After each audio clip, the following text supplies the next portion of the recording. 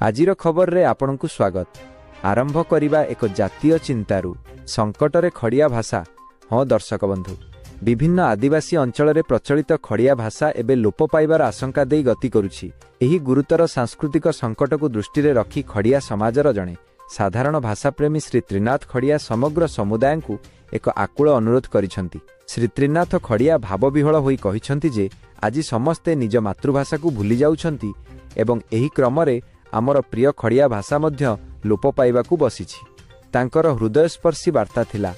आम हृदय रे थिबा प्रत्येक खड़िया को मु कहूछि जे आम भाषा केबे भी बुड़ी जिबा उचित नुहे। आमे समस्ते मिसी एहाकू बंचाई रखिबा उचित।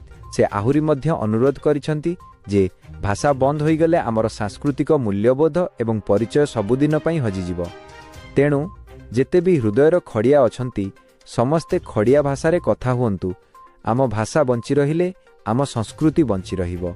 आगामी पीढ़ी को यह शिखांतु। त्रिनाथ खड़ियांकर एही निवेदन खड़िया समुदाय मध्यरे केते दूर सचेतनता सृष्टि करुछि ताहा समय कहिबो। आजि पई एतिकी ही। नमस्कार।